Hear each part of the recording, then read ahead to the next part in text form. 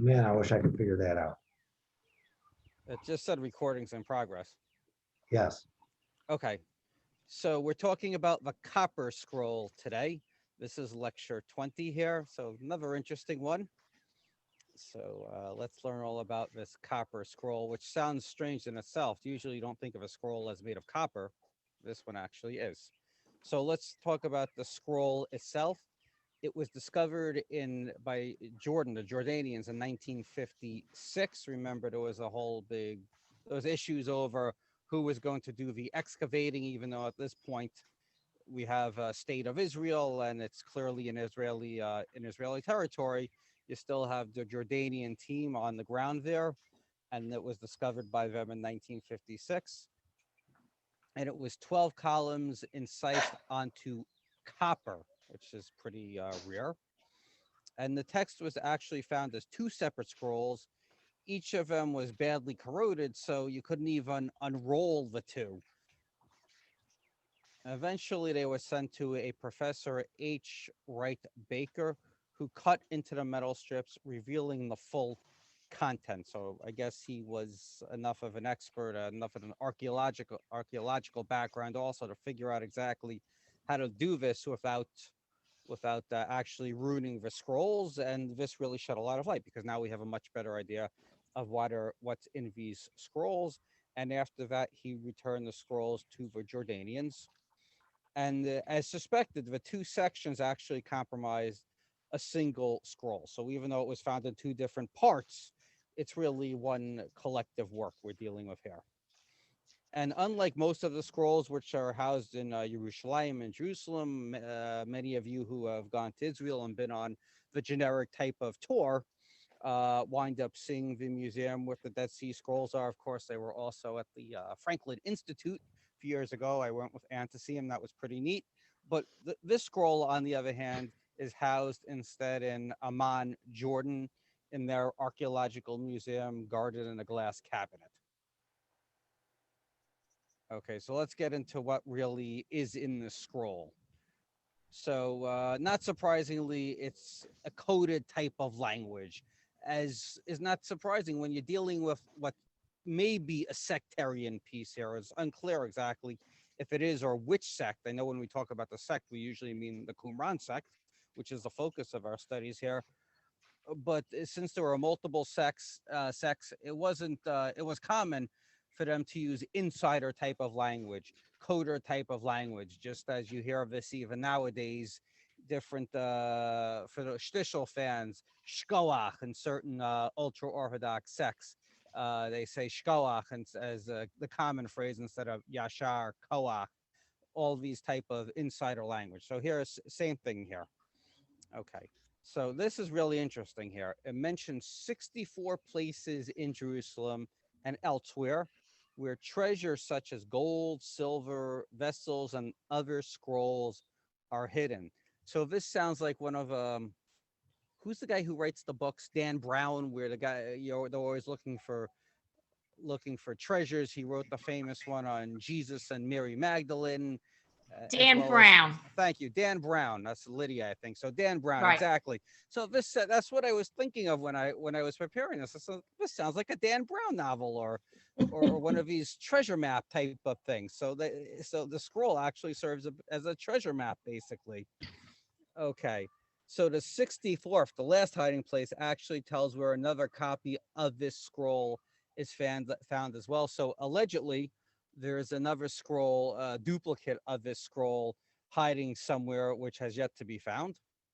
Now, interestingly enough, the text has some Greek letters which appear to be serve as abbreviations. Scholars have not figured out what it means here. You have a Hebrew text, but they do throw in some Greek as well, probably abbreviations. Okay, now it makes a wild claim here. It claims that 26 tons of gold and 65 tons of silver are spread out among these 64 hiding places. And just so you get an idea what we're talking about here, King Tutankhamun, or King Tut as he's called, his gold coffin only contains 240 pounds of gold. Here we have 26 tons of gold. So this is a massive amount of gold they're claiming has been hidden in these various hiding spots. Now, who was the lucky owner of such gold? Oh, it all came up at once here. Okay, so first of all, the question is: does the does the treasure really exist, or is this someone making up a wild story? Maybe this was a like a Dan Brown. Maybe it was a fiction story, and we don't realize it. It's like imagine finding one of these Dan Brown novels 2,000 years from now. Someone may not be sure it's a fiction story altogether. It's interesting. I mean, it's hard sometimes when you're looking at things in a context so much later than the actual historical period that it occurred. I remember hearing a historian once. She made the point that often when historians and archaeologists don't exactly know what something is, they kind of in a knee-jerk sense say it must have been some sort of religious site or some sort of religious artifact. So she said, imagine 2, 3,000 years from now, they find golden arches somewhere, and they say, must be a religious artifact. Well, you've just called McDonald's a religious artifact. The McDonald's golden arches. It's fast food. It's a marketing for fast food. Uh, does this is this really was it ever meant to be taken seriously, or were they putting someone on, sending someone on a wild goose chase? We don't really know, quite honestly. Uh, and if it is real, does it belong to the Qumran sect? All this gold, were they a lot richer than they're letting on to be? Or does it belong to, let's say, the temple in Jerusalem? So scholars believe now, or first people thought it just wasn't real. This is just unrealistic. Scholars thought about it a second time. So wait a minute, someone put in a lot of time to incise these into copper. This is not like someone jotted down something in their spare time type of thing. Someone put in a lot of effort. So scholars, at least some scholars, believe no, this may be actually talking about something at least which is partially true. If true, it's believed that it likely belonged to the temple because they would have had the ability as the collective power. The people running the temple would have had a lot more power, influence, access to money and gold to have such an accumulation of gold. You'd wonder where the Qumran sect would become so rich, quite honestly. Okay. Others argue it was property of the sect because the text was found in Qumran. So they're saying if the Qumran people, if it was found in Qumran, they they most likely were most concerned about it. Sort of, it probably is their gold, which for whatever reason they spread out and hid. Okay. However, other texts found in Cave 3, which is where this text was found, aren't specific to the Qumran sect. In other words, they're just more of general type of texts from that time period, which happen to be housed in the library, Isaiah, Jubilee, things like that. So it was found. It was found with other texts which aren't specific to the Qumran text, which leads you to believe maybe it wasn't the sex gold. Okay, so if it wasn't the sex gold, how did a copy of this copper, or how did this copper scroll, at least one of these two, wind up in Qumran? Well, the theory is perhaps temple officials hid the material in the Qumran library. They composed the text hidden in the Qumran library after the destruction of the Second Temple in 70 CE. So, if you remember, the Qumran sect abandoned their campus 68, 2 years before the destruction of the temple, as the Romans were coming through on their way to Jerusalem. So, therefore, at this point, they know the people in Jerusalem know about the Qumran library. Perhaps it's relatively well known, or at least in intellectual circles, people know about this. And someone says, this is a great place for a hiding spot. Let's hide this scroll here, and it will serve as a treasure map for when we get to rebuild the temple. We'll know where all the gold it is, and these utensils that we could use for a third temple. By the way, for those of you who has anyone been to the what's it called? The Ateret Kohanim. They have this little museum, I guess you'd call it. It's in the old city of Jerusalem, and they're preparing to build a third temple. And they have replicas, or not replicas, or vessels they're ready to use as soon as the third temple is rebuilt.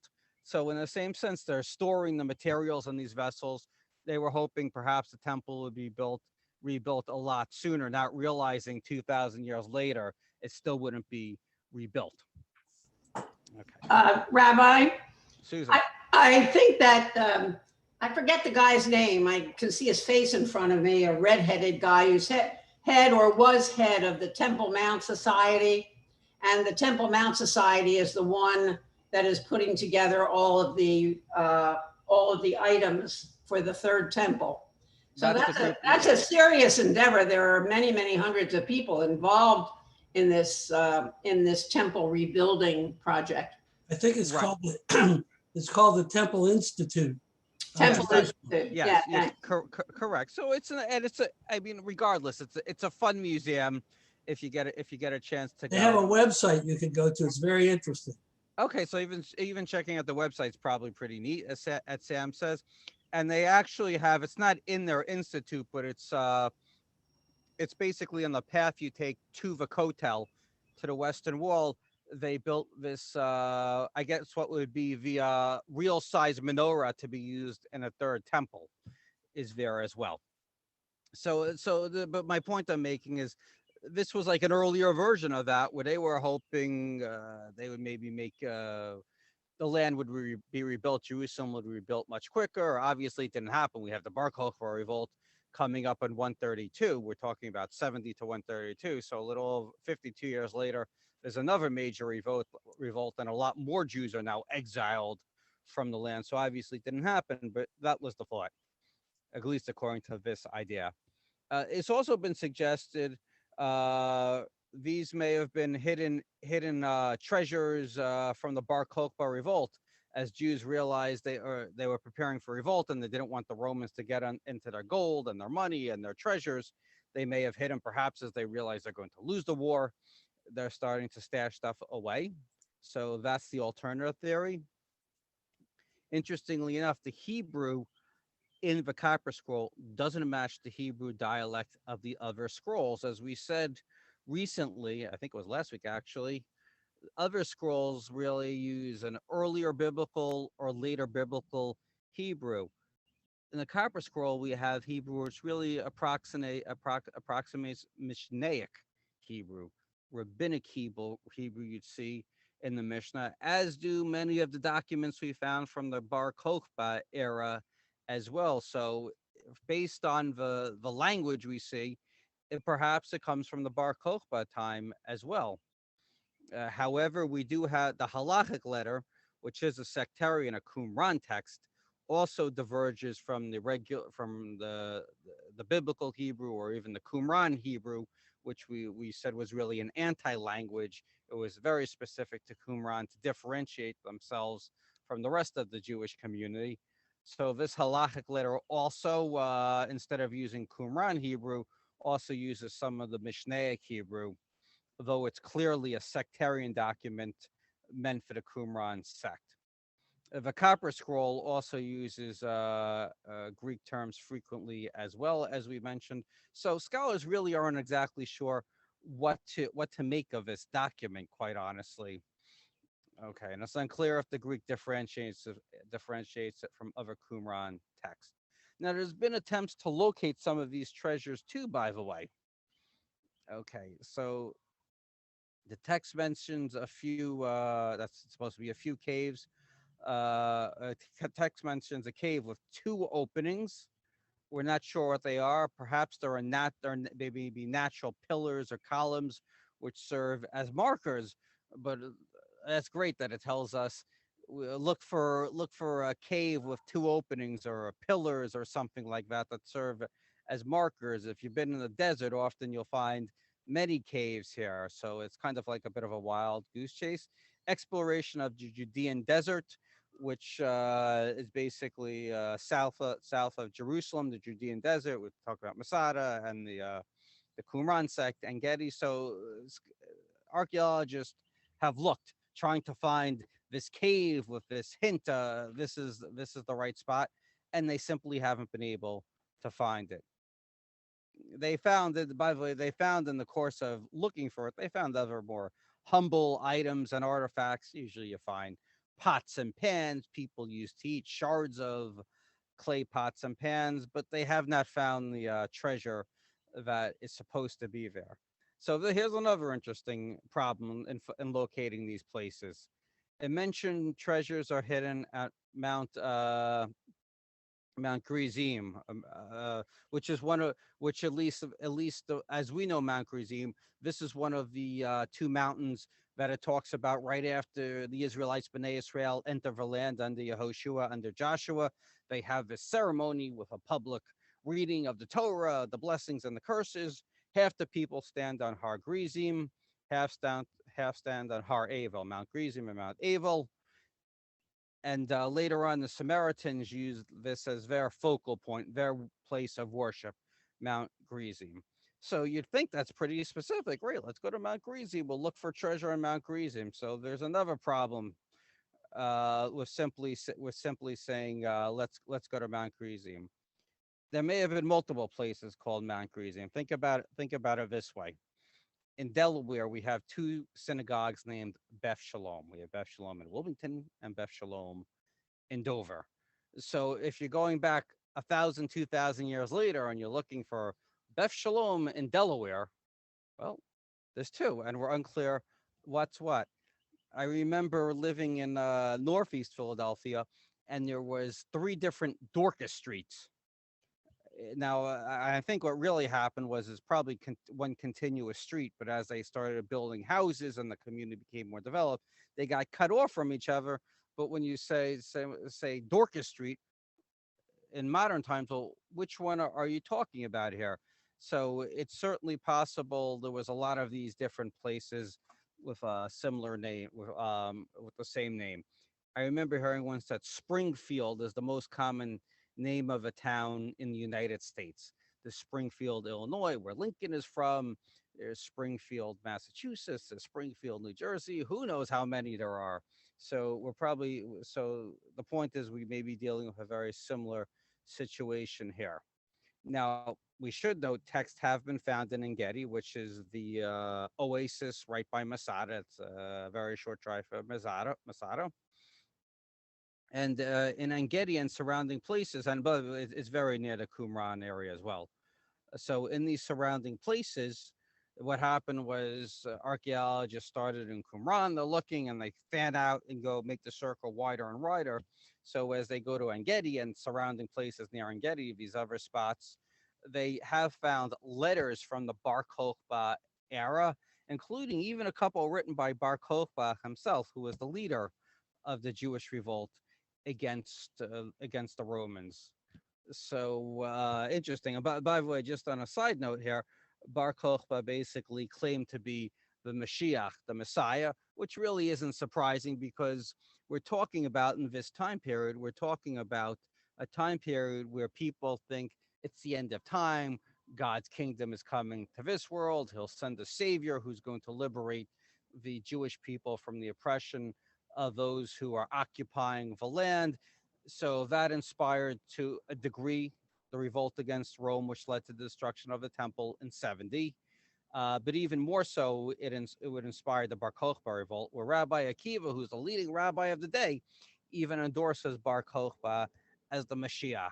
Unfortunately, didn't work out that way. As we know, Bar Kokhba is defeated. Rabbi Akiva is martyred for continuing to teach Torah, even though the Romans banned the teaching of Torah. And the Qumran sect itself had this very eschatological point of view. In other words, they're anticipating the end of days and some sort of messianic era as well. And as we've discussed, of course, they're the sons of light. Their house is in order. They're ready for some sort of divine banquet of sorts with God, while everyone else is in deep trouble because they're not on the right side here. They're not the selected or elected by God, so therefore they'll be standing in the outside at the end of days. So, and we also should note that we shouldn't dismiss, even if this text really is, or the information found from the Bar Kokhba era should not be dismissed as well. It's not a Dead Sea, not a Dead Sea sect, because just as much as the Dead Sea Scrolls give us a window into the era, so too we have into the era, which is part of the same era, or which directly comes after it. The next major event after the destruction of the temple is really the Bar Kokhba revolt. So we have these letters, which also are invaluable in giving us a window into what's going on. It gives us a certain amount of continuity into seeing what was really going on in the ground or on the ground during the day. So the next lecture we're going to talk about connections to Christianity. So let me X out of the presentation and we'll go to Q&A. Okay, So, Q&A, people. Rabbi Lydia. Sachs, in this class that well, it was a program on television about the Dead Sea Scrolls. They had this archaeologist on, and in the past couple of years, he found a brand new cave. And it was really hidden because the sand had blown up over the whole, the entrance and not that kind. So he feels that there are many more caves with in the same situation, that over 2,000 years, the sand has blown over them and covered up the entrances. And he feels that, there's many more that will be found eventually. That would be incredible. And it certainly makes sense for those of you who have been there or been to any desert where it's not heavily populated. So people lose track of where there may have been dwellings, Right. or people may have lived. So it's not like in city. If you look historically, what happens, or archaeologists will tell you, in cities basically you just rebuild over where a previous culture had a city. Think about New York was New Amsterdam. Before that, there was a Native American population there. In Jerusalem, it was a Jebusite city. Then you have excavations found from the Davidic era, and then from all sorts of later eras and cultures as well. There's been tons of different groups which have ruled Jerusalem. So there you have a better chance of historical remembrance of knowing where documents may have been stored, where people tend to reuse the same spots also. Like it's believed the Jebusites had a threshing floor where the Temple Mount was as a high spot. So it wouldn't be, so archaeologists will know if you want to look for Jebusite ruins, religious artifacts, well, the temple underneath the Temple Mount, as you go down and down into different historical eras, you're probably going to find something. That would be a good place to look. On the other hand, in the desert, where not many people lived in the first place, and on top of that, well, what do we say? They think usually there's maybe 200 people or so at a time populated the Qumran site. It's easy, and then you have, as you point, sandstorms with the sand blowing over, and you see ruins all the time being lost simply because of vegetation grows over it. The area isn't inhabited anymore, and then hundreds of years later, some guy is walking around, or someone decides they're going to build a housing development here and cut down a bunch of trees, and they stumble onto something. Even anyone here ever been to Petra in Jordan?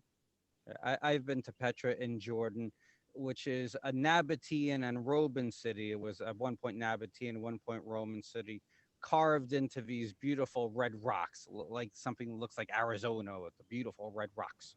So that place, and there's buildings carved into it. Oh, so who's seen the Indiana Jones and the Holy Grail, the Search for the Holy Grail? Anyone ever seen that one? It's the last or one of the third Indiana Jones movie.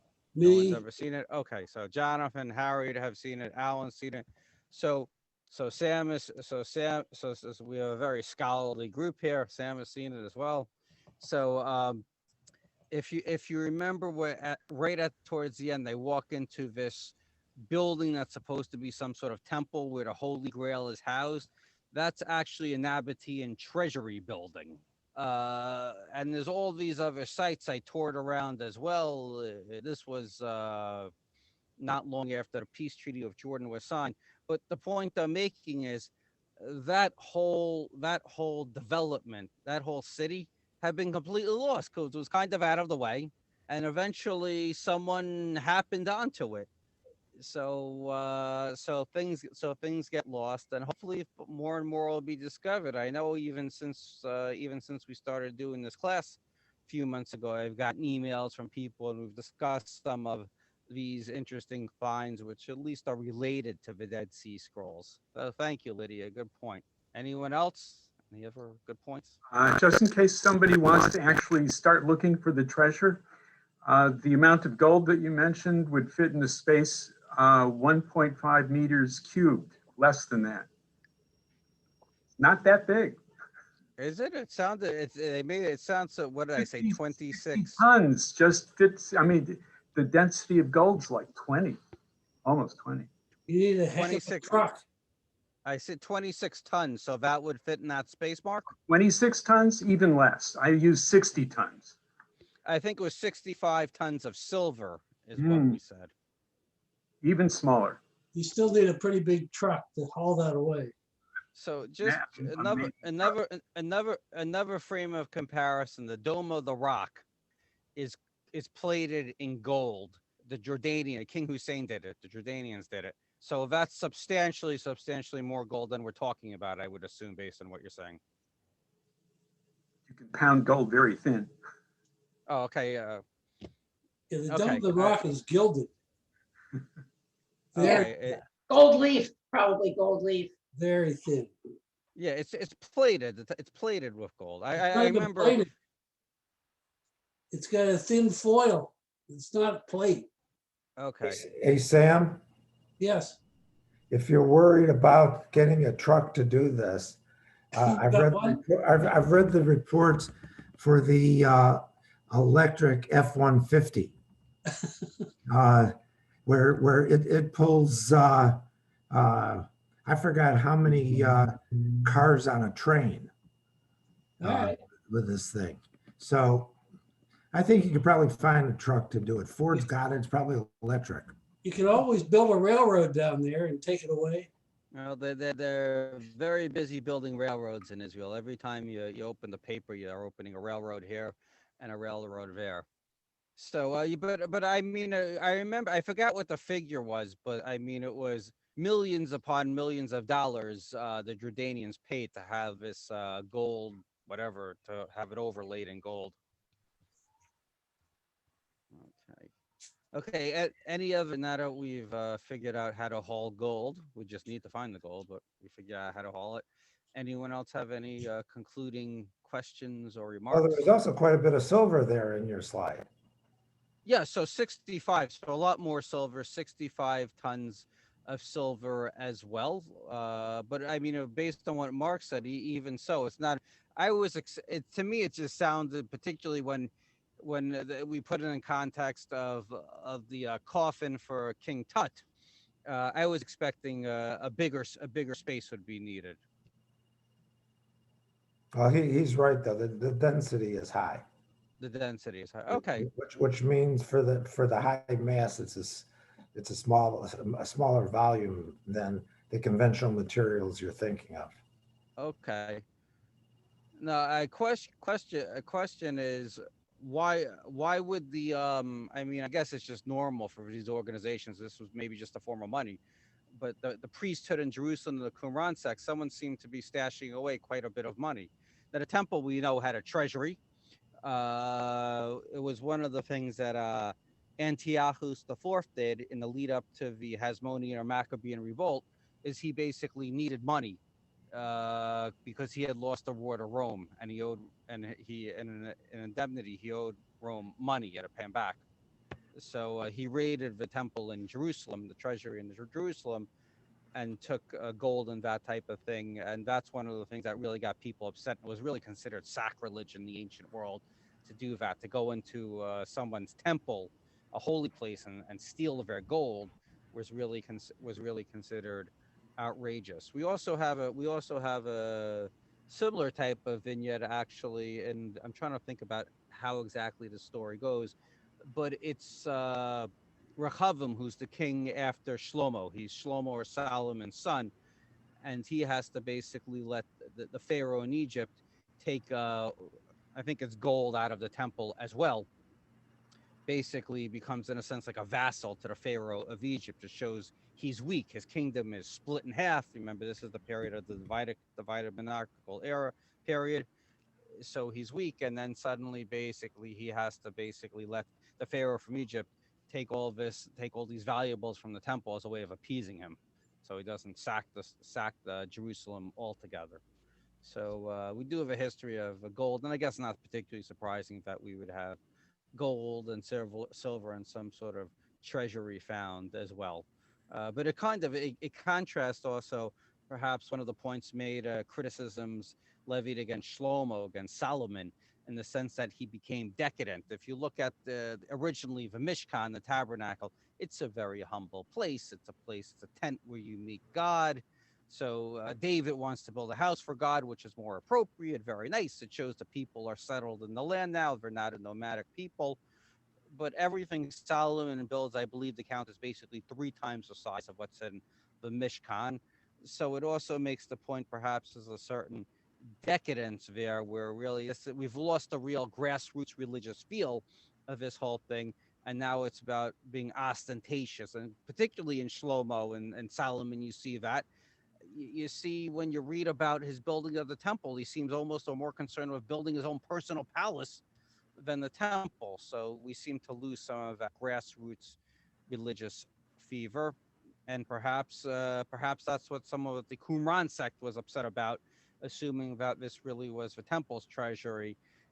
Maybe they were concerned not only are they impure, these priests that don't do the rituals the correct way, but these are really the big shots, the aristocrats. They've been Hellenized themselves, and they're really just concerned about consolidating money and power. And that was part of the original Hasmonean complaint, by the way, against the priesthood in Jerusalem. Also, basically saying they're Hellenized, they're taken with this greater Hellenistic culture, and they've really lost religious fever. Remember, the Hasmoneans were a bunch of guys. The Maccabees were a bunch of guys from Modin, which is like a small town. This is like the Bible Belt of its day, where Jerusalem is the big cosmopolitan city.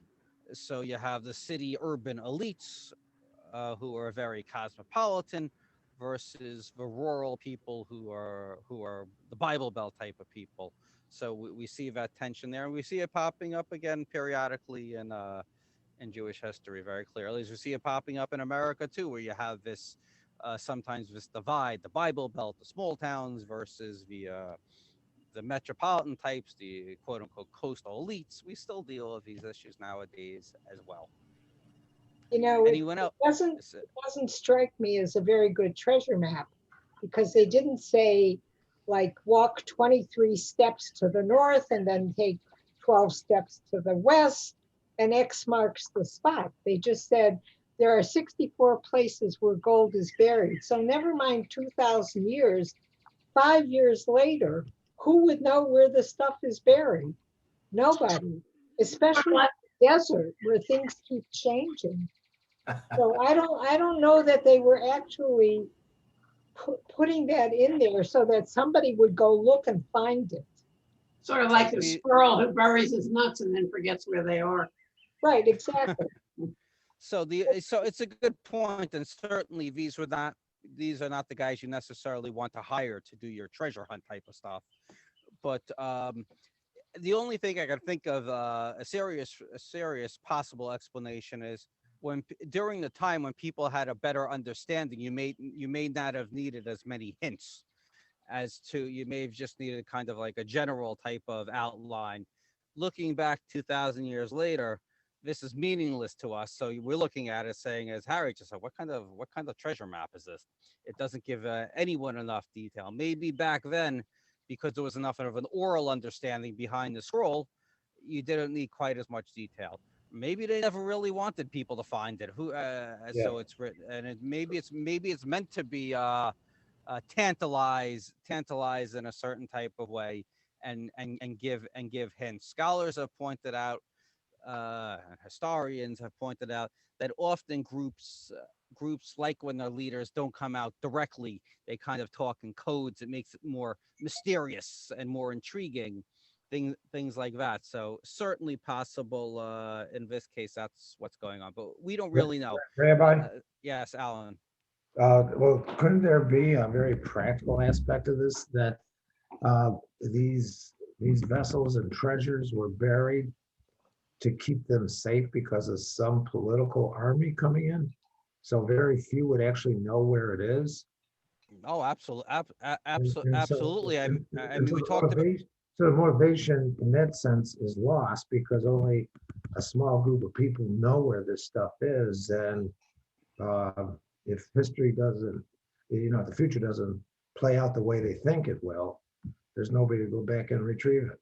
Right. So that's the theory with the Qumran scrolls themselves, as we already said. That's a good point, Alan. Is there's a theory that someone they were writing the scrolls down below at the Qumran site, and then when they had to abandon because of the Romans, they hid them in the library in the caves, thinking they come back, and they never got the opportunity to come back. And it's only a couple thousand years later that the first one pops up, as we said, in Cairo, even though they didn't necessarily realize it was a Dead Sea Scroll. And then in 1947, this library is only discovered perhaps by accident, or perhaps by people who are looking for scrolls who are really in the antiquity trade. But certainly, that's a very strong possibility. Yeah. Yeah, the question I have about the copper scroll, do you have any understanding how thick this is?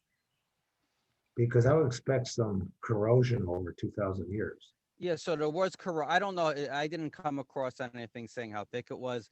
As we said, there is some corrosion. So this scholar, what was his name? Baker, was able to open it, cut around, and open up. I have no idea how he did this, by the way. Was that close to its discovery in 56, or what, do you think it was much later? No, we said it was not long after the Jordanians gave it to this guy after they found it, and he was really, I guess he had the art. You need someone with archaeological expertise, has who knows how to treat the artifact correctly, so not to destroy it. That's what happened, by the way, in the guy who excavated Troy, the city Right. the spot I think is Troy, which is I think believe somewhere in Turkey, Asia Minor type of area. So this guy Schliemann, I believe his name was, and he was an amateur archaeologist who was basically a rich guy whose passion was finding the mythical Troy, and he found a spot which may or may not have been Troy, but he certainly there was a lot of historical artifacts there. But in his digging it up, he didn't really know how to correctly do it, and he damaged a lot of stuff. So later archaeologists come by and they're like, "Oi, this guy really messed it up. A lot of stuff we could have correctly excavated and would have given us hints has now been destroyed because this guy is like so was a rank amateur." A lot of that in this state, not necessarily in 56.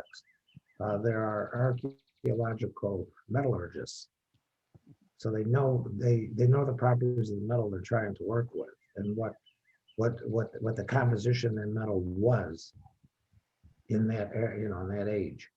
Right. So you need someone who has a historical and strong science type of background Yeah. and that's why the archaeologists aren't just straight university historians who have a PhD in history. You have to have the historical knowledge as well as be able to deal with the in the field type of realities that the elements and all these things will throw at you. All right. Good point, Alan. All right. So next week we actually don't have class scheduled. I believe in the shofar. Is that correct, Alan? I don't know. Okay. Let me take an informal vote now. I thought I was going to have a conflict. I do not have a conflict. Do we want to have class next week as usual, or just take the week off and then go continue? Are you sure the shofar skips next week? That's what I originally sent in. Now we have Jonathan right here. Well, he's the expert. it shows no class. Okay, Right. then that's probably what we ought to do.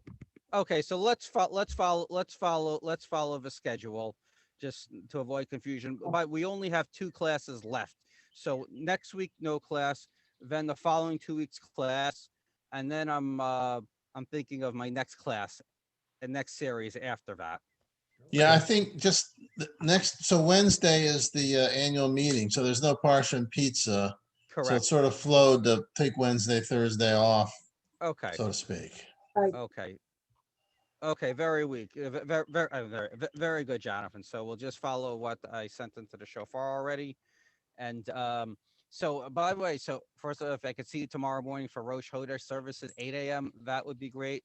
And then in-person services at the shul, 6:30 tomorrow night for Mincha, Kabbalat Shabbat, and then again on Shabbos morning, 9 a.m. So this is exciting. I'm looking forward to seeing people, seeing people I haven't even seen at the outdoor minions and everything.